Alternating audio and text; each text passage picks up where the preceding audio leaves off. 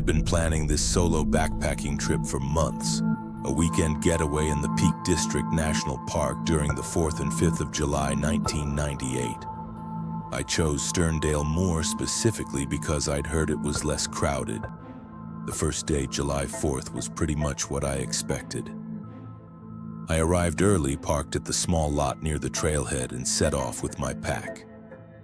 The weather held up nicely, a bit overcast but no rain. I walked for about 6 hours, covering decent ground before finding a spot to make camp around 4 p.m. Setting up was routine. Got my tent pitched, rolled out my sleeping bag, and started on dinner. Nothing fancy, just some dehydrated meals I heated up on my portable stove. After eating, I sat outside watching the moor as daylight slowly faded. It was peaceful, exactly what I needed after months of stress at work.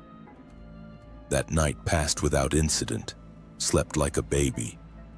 The next morning, July 5th, I woke with the sun, had a quick breakfast, packed up my gear, and hit the trail again. The walking was harder that day.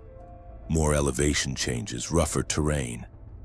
By a little after 3 p.m., my legs were starting to burn, and I decided to set up camp for my last night outdoors. I found a decent spot in a slight depression that offered some protection from the wind.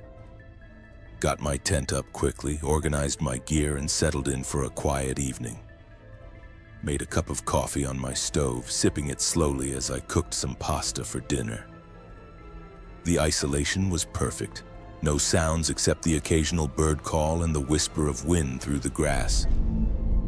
As darkness fell, I just relaxed, enjoying the simplicity of it all. No phones, no people, no responsibilities. Finally crawled into my sleeping bag around 10 p.m., exhausted from the day's hike. I woke suddenly at about 1:30 a.m. Something had disturbed my sleep. A strange crawling noise outside my tent. At first I thought it might be a small animal, but there was something deliberate about it, almost methodical. I lay still for a few minutes listening, but my curiosity got the better of me. Grabbing my torch, I unzipped the tent flap and slipped outside to investigate. The night was cool and still. I swept my torch beam across the darkness, searching for whatever had made the noise. That's when my light caught them. 2 golden nuggets of eye shine about 30 meters away. My first thought was deer. They're common enough in the area. But as I watched, the eyes started moving toward me, and something was wrong. The movement wasn't the graceful bounding of a deer. It was low to the ground, predatory. As it got closer, my torch revealed more details. It wasn't a deer at all. It was like a large wolf creature, but much bigger than any wolf I'd ever seen in documentaries. Its shoulders were massive, hunched, with matted dark fur. And those eyes, they held an intelligence that made my blood run cold. My heart started beating wildly. I jumped back to my tent, practically diving inside. With trembling hands, I zipped up the flap and grabbed the kitchen knife I'd brought for cooking. Not much of a weapon, but it was all I had. I could hear the thing outside circling my tent. Sometimes it would stop and I could hear it breathing. Heavy, wet sounds just inches from where I sat.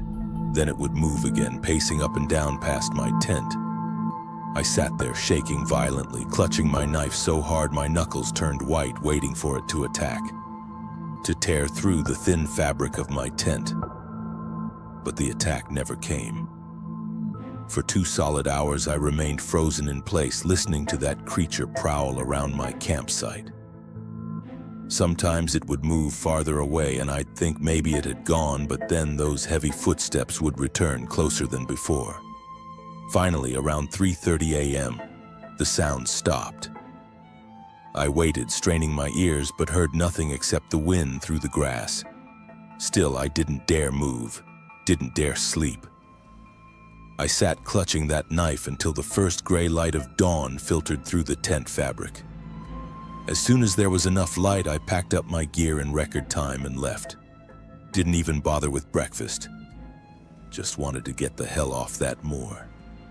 As I was rolling up my tent, I noticed deep scratch marks in the soil around my campsite and footprints, massive paw prints that sank deep into the ground, easily twice the size of my hand.